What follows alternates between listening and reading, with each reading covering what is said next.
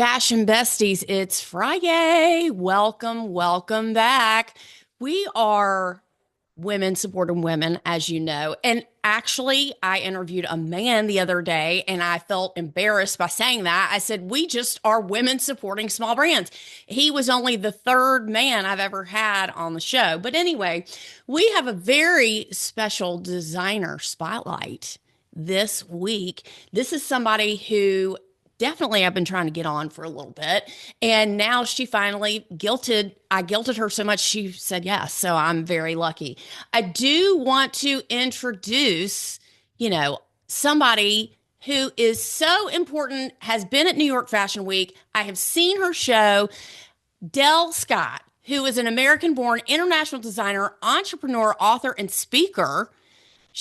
All she wants to do is empower women to embrace their inner brilliance. She really is a creative vision in the women's wear, fashion, style world. She really is. And with her success, I love that she is in the universe giving women confidence and really doing something different when it comes to styles and things that you don't see every day.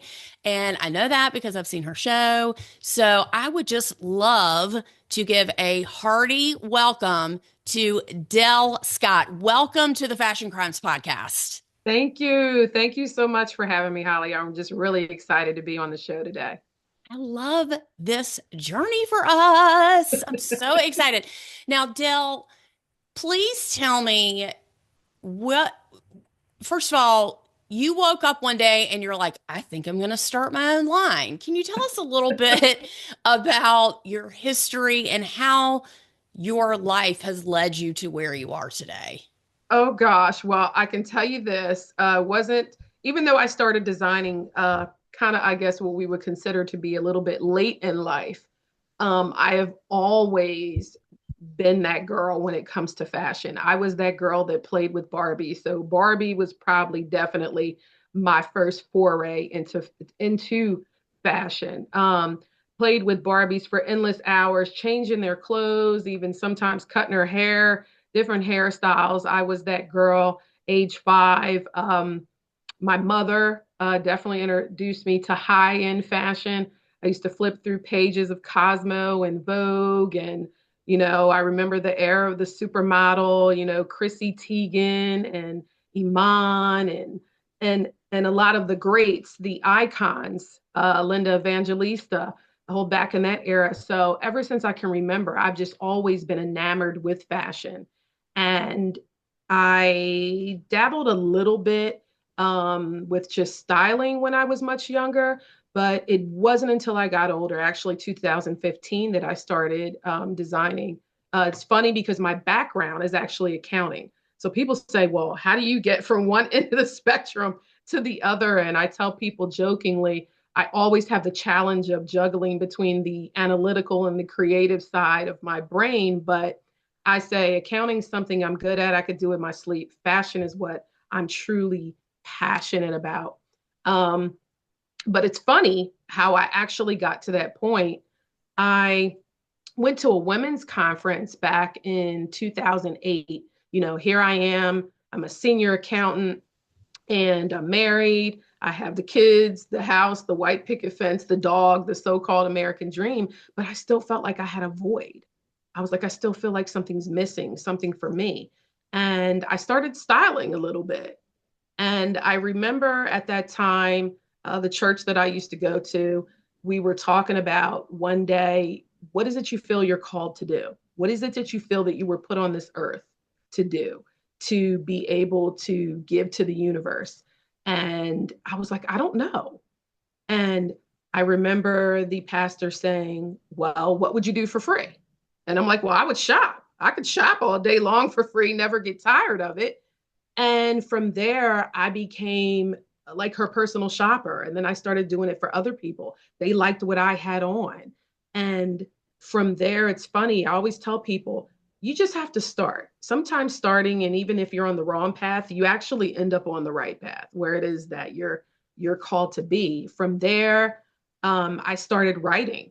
I did freelance articles for various fashion magazines. And then from writing, I ended up designing because even through that process of styling, even through that process of writing, I still felt like something was missing.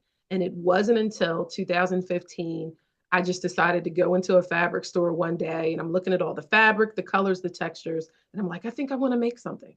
And I realized that that's what it was for me. It's something about that whole process from start to end. It's just like if you envision a child and we as women, when we're caring, it's that beginning to that end process and just seeing the maturation and ultimately the manifestation, something that's just from fabric or from the sketch, and just seeing it come into fruition when you've actually created the design and it's on the model and then on the runway. So that's when it really came full circle for me in 2015. So hold up just for a minute. Were you like a really good sewer or not? Actually, it's so funny because my father, and if you look back sometimes at your past and you see how you got to where you are, my father sewed and he actually designed a few things. But it was just for him, Hmm. and I remember he designed blouses for his mother and his mother-in-law, like Christmas gifts. So it's kind of something that he just did for him. And I really didn't put a lot of thought into it until I started designing, but I actually have the sewing machine that he had. It was passed down to me. So I learned how to sew, but because I still have the financial business, I'm not as hands-on with sewing as maybe another designer would be. So I do have a seamstress and a manufacturer that I deal with to help me out. And I love that you can recognize that because I think a lot of struggle with, I'm generalizing here, with a lot of people is I'm really good at this. Mm-hmm. However, is that really my skill set? Like, sure, Yeah. you can do accounting all day. Okay, great. I mean, but how do you fill that creative void? So I love that you had the courage to really step into your own light. And I think a lot of people deny themselves of Oh, that I because, agree. you Yeah, know, I definitely agree. And I think there was in all honesty, just to be transparent, there was definitely some fear because I'm completely jumping, into the other end of the pool, so to speak. And there was also some intimidation when I first got started because even though people would look at my designs and they say, "Oh, they're beautiful. We love them." The feedback was great. But I know that there's a lot of other designers out there that are gifted and they're so talented and a lot of them, they went straight to design school. hmm. And the only thing I can attribute is that it's something that I have a natural eye for. I still have the gifting, but that was something that kind of bothered me. I felt like I didn't have the credentials that maybe other people were looking for me to have or sizing me up. And I just had to realize that nothing about my journey in any area of my life has ever been cookie cutter. So I think a lot of people have to realize that your journey, your pathway doesn't have to look like someone else's. And a lot of times it may not.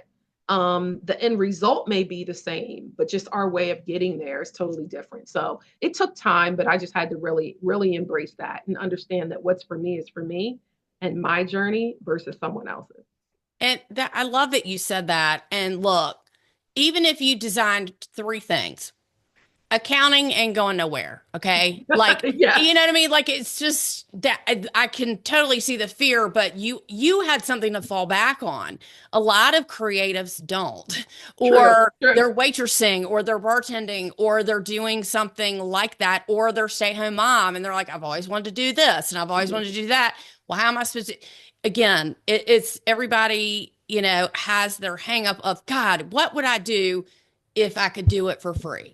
And I love that you said that because you did actually it was nice. You had a little bit of a safety net, but guess what? You can run your own business because you don't need an accountant now. How you like that? You True. know? I'm blessed in that area because a lot of creatives don't necessarily have the business acumen to I run. think it's 100% true.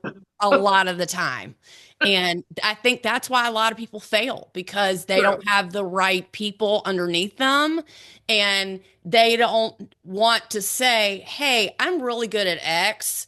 I am not good at that." So Yeah. it's anyway, you're really lucky in that realm. So obviously your father was sewing, that made you kind of interested. And when did you develop your first collection? And tell us about, you're like, okay, I'm going to have my own line. What did you think in your mind that you wanted it to be about? Oh my gosh. So this is so funny because I know you've been to my shows and you've seen my collections. Well, I can guarantee you that first collection was nothing like what you've seen. It was not cohesive. Mhm. It was done at a more local platform of Fashion Week that we had closer here to my native state. But that collection was all over the place, wasn't cohesive at all. All I knew is that I had all these ideas and I just needed to get them out. So I had like a suit and I had a formal dress and then I had a jumpsuit. It was just no rhyme or reason to it.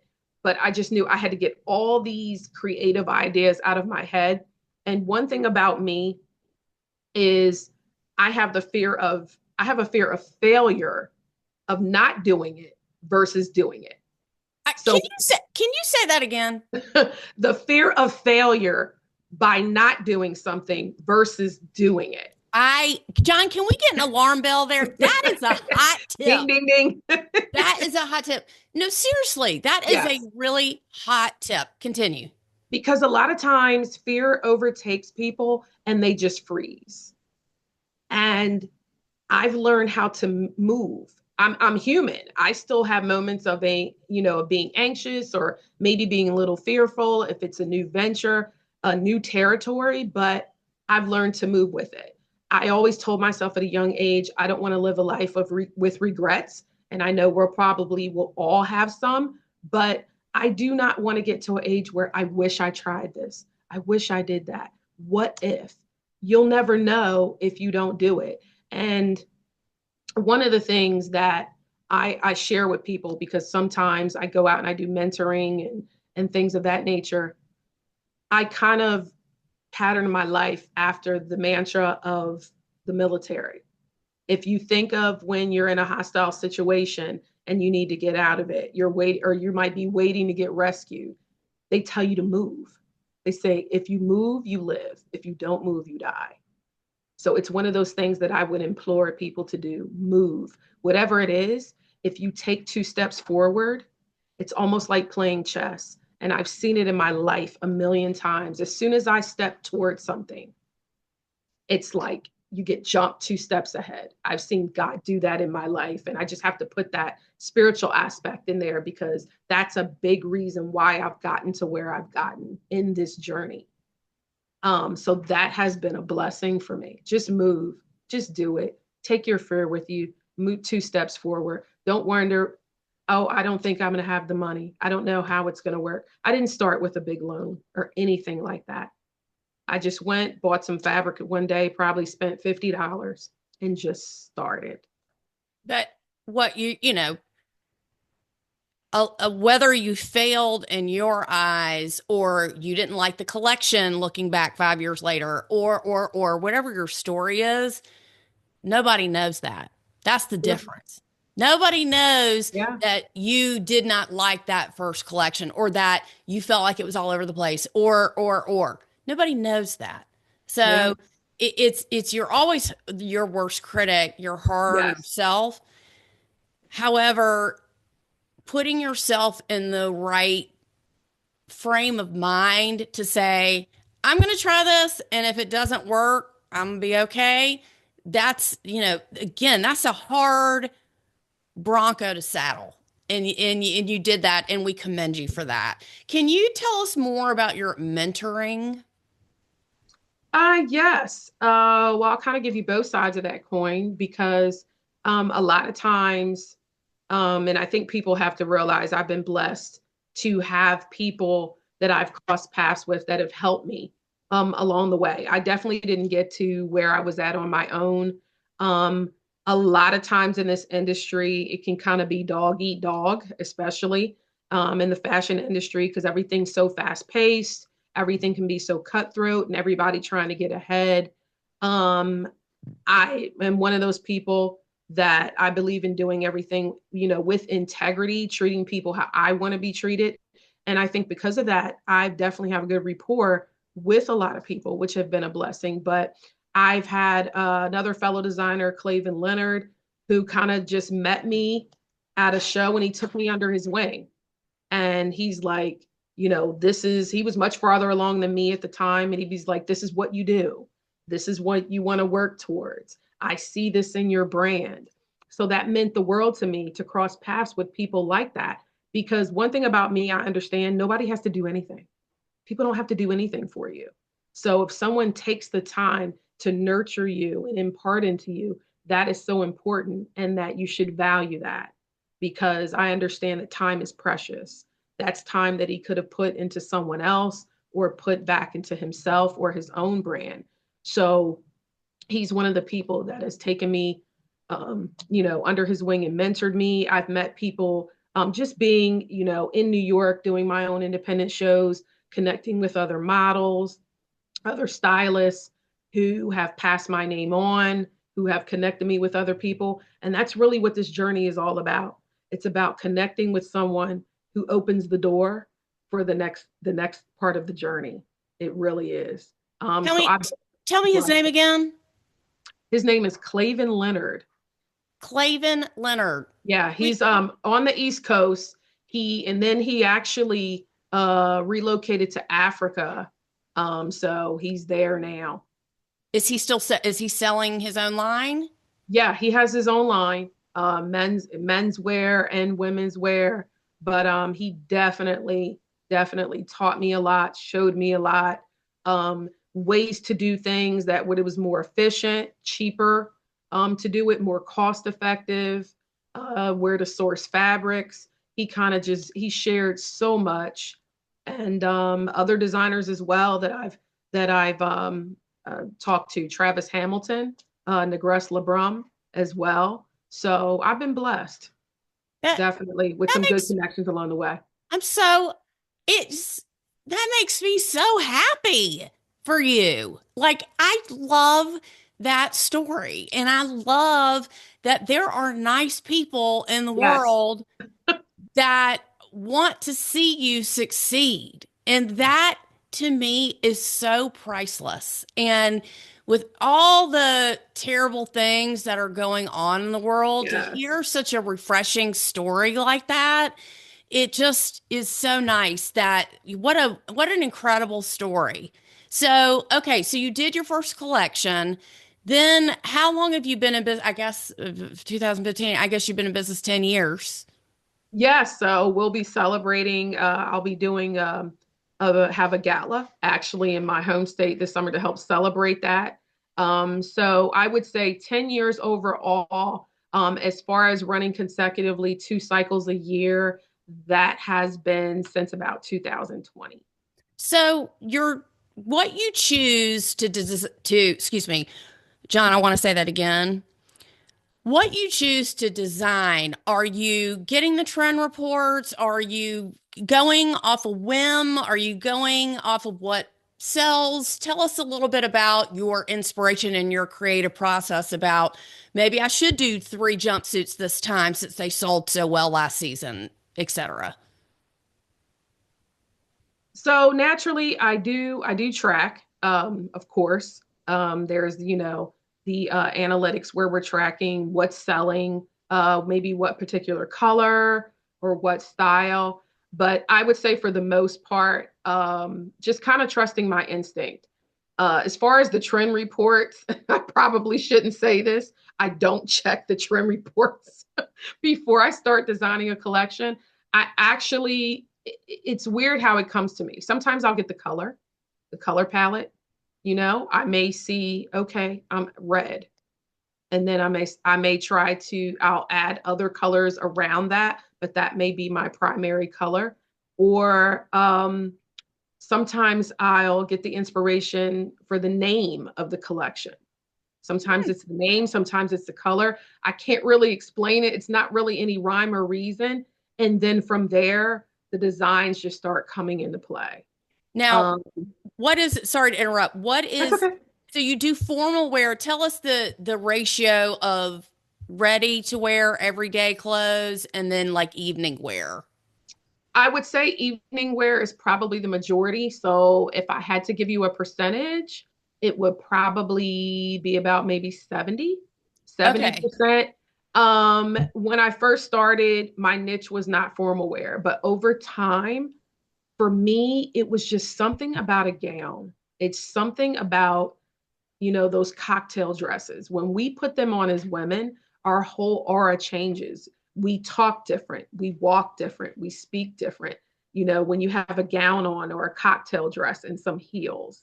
And I find that I gravitate more towards formal wear because of that. I have introduced some more ready to wear, and I am looking to come out with some other product lines. I've introduced some accessories as well. So it's definitely going to branch out from there. But I would say first and foremost, my heart's definitely with formal wear. Okay, so that's what I was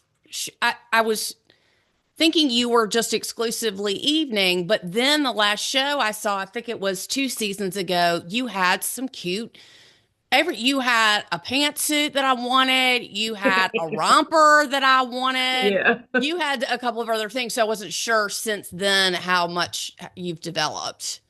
Yeah. Yeah. I would say averaging like 70 and 30. But I think the last collection, it was 25 pieces. I know the next one upcoming will be a little bit more. So we'll be adding in some more of that as well. Tell us about, are you in the wedding business? Are you in the wedding guest business? So funny you ask that because everyone keeps telling me you need to design wedding gowns or reach out. Can you design my wedding gown? So that's something that I'm seriously, seriously considering. Um, there's so many other, things I definitely want to add to the Dell Scott collection brand, but I do understand timing is very important.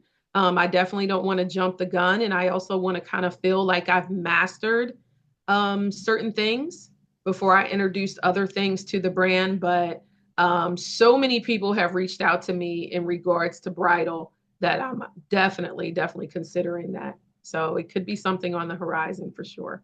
Maybe the universe is trying to tell you something. Yeah. I mean, just I'm going to tell you, a common issue and problem that we at the Fashion Crimes podcast have a lot, and maybe you can help us with it. So we talked a lot about mother of the bride dresses. We also have talked about mother of the groom dresses. And I would like to tell you the difference that I think is that when you're the mother of the bride versus mother of the groom, I just think it's a little bit of a different dynamic. Would you agree with that or not agree? Um, I can definitely get your viewpoint on that. Because I guess first and foremost, you hear, even though it's the bride and the groom, two people coming together, joint union, you will hear a majority of people say it's the bride's day. It's her wedding because this is something she's always envisioned, maybe as a little girl, or she already has an idea of what her ideal wedding is, the wedding dress, which is such a big deal. And then even for the mom, it's almost like it's her day in a sense as well, because this is her baby, this is her princess. So I totally get that. I think you would probably have more mother of the brides that would probably want something a little bit more jazzy, as we would say, or dolled up than the mother of the groom. So I can definitely see how it's leaning in that direction. The I reason get why it. the reason why I say that is because I consider that really two different categories. Mhm. And and it doesn't I don't value one or other as more important, but society does. Whether Yeah, I believe that or not, yeah, society does. So I know in the case if you are not a fashion person or if you don't consider yourself someone who is super hip, or you have a lot of clothes, or you go out a lot, whatever your Yeah. story is. I think it's the one of the most challenging issues that women over 40 have.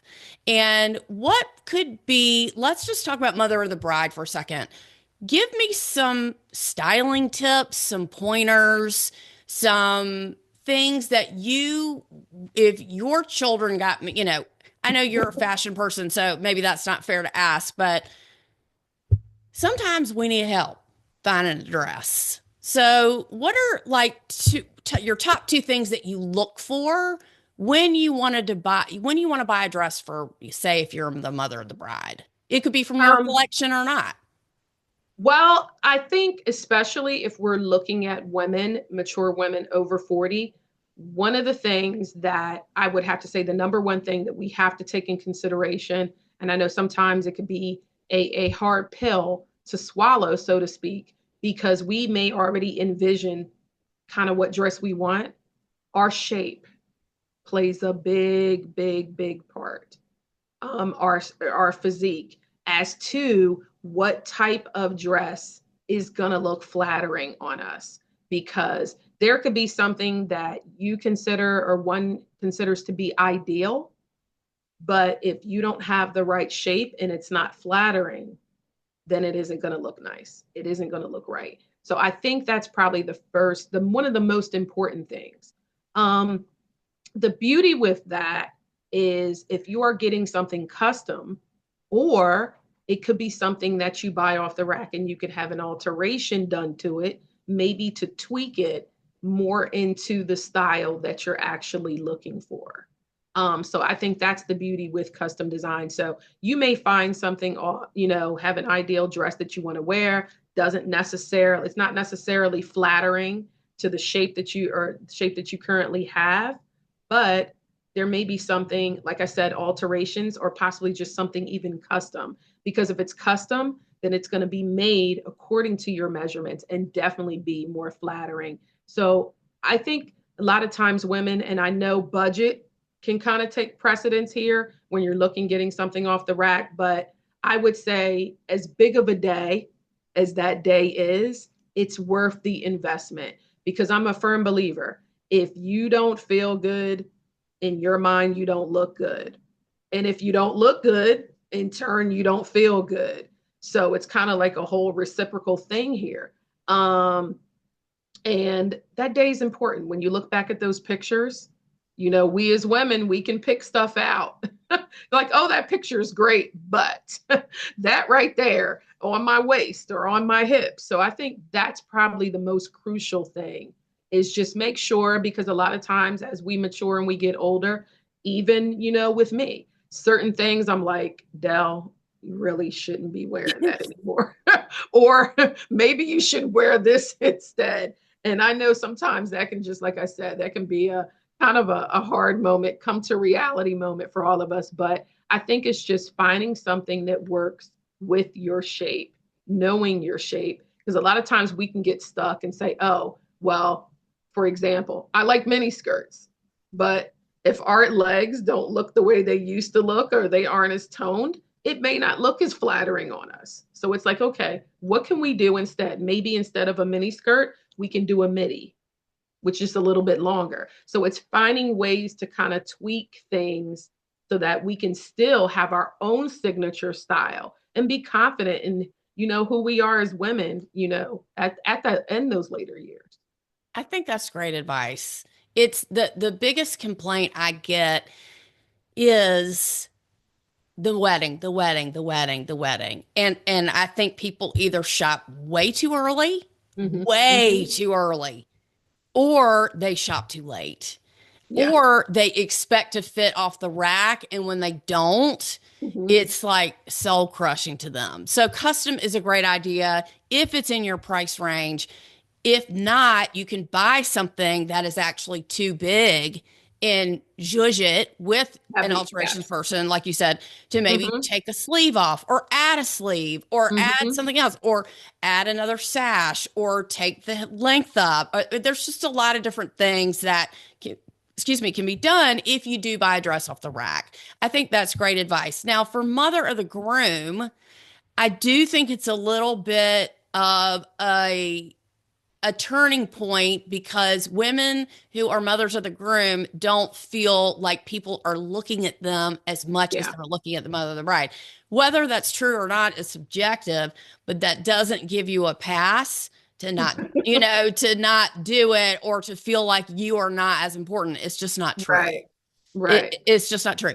And the same rings true. If you're not used to wearing formal wear and you all of a sudden get thrown into the snake pit and you got to go find a dress, it's hard. I just, I think it's It really is. hard. And It is. so you will now have people like Dell Scott in your back pocket to help you point you in the right direction, whether it's your dress or someone else's dress that hey, my friend specializes in this, my Yeah. girlfriend who makes dresses, she specializes in petites, call her. That's the kind of person you are. Yeah. And I'm fortunate that I have, like I said, I have actually three seamstresses that are local and I kind of use them for different things. Um, and I think that the beauty of that is one of them, just as we're talking now, she's able to do those kind of alterations, take sleeves off, add a sleeve, or maybe if we have a client, actually a client that I referred to her because it wasn't in her budget to do custom. So I had actually mentioned to her, you could buy something off the rack. I referred her to the seamstress. Well, maybe if your midsection, your waist, if you're kind of overly conscious about that, what can we do in that area? Can we do a sash or, something else to kind of take the emphasis off that area? So I try to take all those things into consideration, but I think one of the things that you mentioned that's truly key is the timing. Like you said, not doing it too early because a lot of times we gain weight. We fit the dress fine at that point. Doesn't mean that we're going to fit it 7, 8, 9 months later. Weight changes, so many things change. Some of the natural things that we have to deal with, bloating and things of that nature, just from being a woman, and versus not allowing enough time if you want to get something custom made or to have those type of alterations done. My rule is 4 months. If you're the mother of the groom or the mother of the bride, Mhm. you should not, you can look as long as you want, you can look 3 years ahead of time. I don't care. But don't buy anything. Don't, Mhm. you should be looking. When you hear words of the engagement, you should be looking. I like this. I don't like this. I'm interested in that. I might be able to pull something like that off. That's Yeah, what you should be doing your homework and doing that, but you shouldn't buy anything until about 5 to 4 months ahead of time. yeah, I That think is that's a good time. that is plenty of time and is going to give you enough time to find the right accessories, blah, blah, blah, blah, blah. So I love that. As a wedding guest, I think the dresses that you sell and create are great for wedding guest dresses. Can you explain what some hot sellers might be for you? Oh gosh, well, I can definitely tell you because I always incorporate most of my collections, they're always going to have satin. They're always going to have sequins. Um, I have a thing for tall, just can't help it. I think that's just the whole princess vibe that I love. I think the good thing about me is I may have a lot of clients and even some of the mature ones that come to me and they'll say, oh, I love this dress, but it's a little bit too short for me. So at that point, we can extend the length, come up, with some solutions there. Or there may be a deep neckline. And there's times we've made the same gown and we've just taken the neckline up higher. Um, or something, the opening in the back. So those are all the things that I take into consideration, what we can do for our clientele. Um, because the thing of it is, and I've said this many times, if you are not comfortable in what you are wearing, it shows.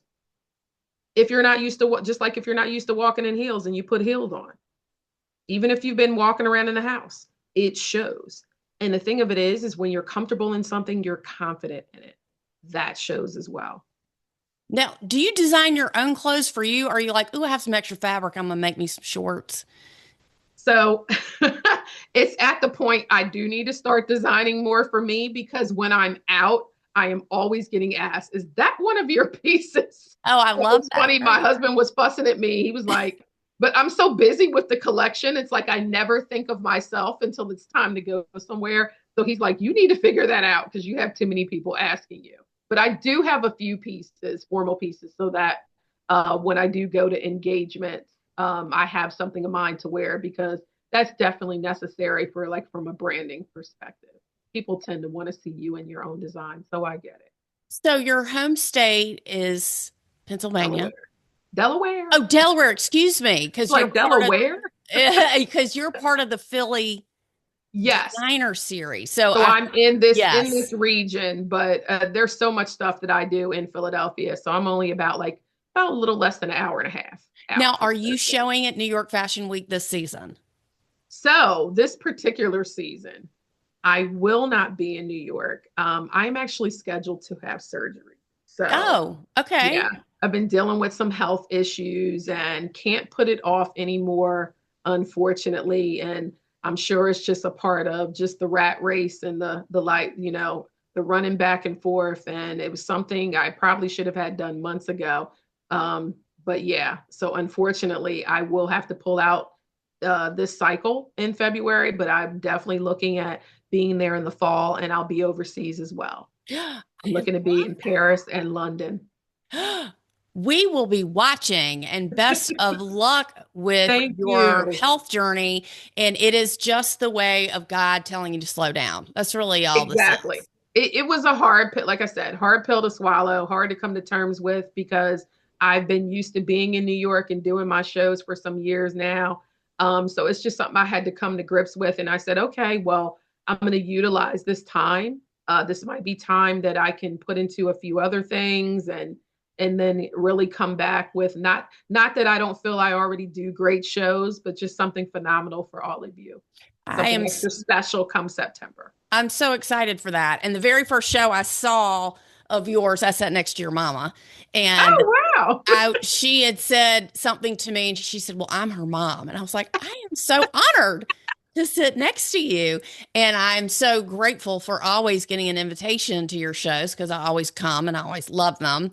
And I know that you said for the future you're working on accessories. Can you end us on that and let's talk about some, or are you allowed to discuss it? Is it top secret? Well, some of the accessories that I've already kind of already produced, I do have. There's some upscale leather clutches. There's satin bags as well that kind of we coordinate with the formal wear. There's also jewelry because I love jewelry. So there's been some custom jewelry, but I'm looking at adding more of that and some other ones, and I'll just kind of leave those. I'll put a pin in it there Okay. for you to be able to kind of hold out and wait and see that in September. We can't wait to shop. I'm excited. What is the best way to find you, get in touch with you, stalk you, and hunt you down? Yes. So on my website, naturally, dellscottcollection.com, we are in the process of revamping. So it's going to have a completely, totally new look overhaul within the next month. And also, as far as email info@dellscottcollection.com. And also on Instagram, Dell Scott Collection, my personal page, The Dell Scott. I'm also on Facebook. I'm also on Threads under those as well. Well, I am sorry for you that I think we just became best friends. And you're going to be like, can you stop calling me? But I'm very excited to not only purchase something that you have created, but make a couple of videos and tell everybody about it and spread your creativity down to the ATL because I know that you said you have some family here. So Yes. maybe you can do a little showing here. You know what I mean? Yes, I was actually there actually a year ago. I did an event that partnered with Clark Atlanta Oh, University Fashion nice. Department. and they actually come and attend my shows. So the director there of the department was definitely heartbroken when I told her I wasn't going to be in New York February. She's like, "We're ready to get our tickets." And they bring the students up. It's just great. But she said there is something going on down there. She's going to touch base with me on. So I will definitely let you know because I may be down there before September. But I would yeah, love that. And we will be in the front row. We will be telling everyone about you. We will be directing everyone to engage with you online and to be learning about you and looking at your collection. We have so enjoyed talking to you and learning about your thank line. you. And we love that we are doing this Philadelphia small brand, local designer talent spotlight thanks to our friend Sarah Yes, from love Sarah. FGI. So that was a shout out for her that we have connected with all of these incredible Philadelphia slash Delaware designers. And we have Uh, our Blue Jacket fashion show. oh, when's Um, that? that's actually going to be February the 4th. So really excited about that. If you know anything about the Blue Jacket event, that was created by a designer, Frederick Anderson. I just love his line. And it's for fashion for a cause, and it has to do with prostate cancer. So that's something that has been near and dear to his heart. And we've kind of just adopted our own show to help support that cause in Philadelphia. So that's going to be September the 4th. And I do believe they have tickets listed on Eventbrite. They do. That's really exciting, and it is really primarily a menswear show, but a lot of famous men are in it, and they Yes. have these blue jackets that are just blinged out, really They incredible. go all out. They And go the thing about all out. Philadelphia is that we will have women and men designers Oh, very in nice. our show. Yeah, so Very hopefully nice. I'll be able to make that. They have me listed as one of the designers. So I I'm, love I'm it. looking forward to it. Dell, thank you so much. We just loved talking to you and Thank learning all you, about you. Holly. I have so many other things I want to ask you, but we're out of time. So I would love to invite you back. And Yes. now that I have your phone number, don't feel sorry for you, Lock it actually. in, lock it in. I know, I will lock it in. Thank you so much. This has been Holly Cates, your favorite personal stylist, and the only Holly you need to know, as always, as I like to say, if you're new here, if I meet you and you're like, oh, I have another friend named Holly, I know somebody else. I don't like that. I want to be the only Holly. Not the same Holly. Yeah, I want to be the only Holly you need to know. And I am the best friend you never knew you needed in fashion. Thank you so much for joining us. Consider joining our Thank you, Holly. newsletter, following us all over the place: YouTube, LinkedIn, Instagram, all the things. Y'all have a fabulous fashionable week. And we will be back with more Philadelphia slash Delaware designers back on the Fashion Crimes podcast. Thank you so much and have a wonderful, wonderful week. We'll see you next week. Bye.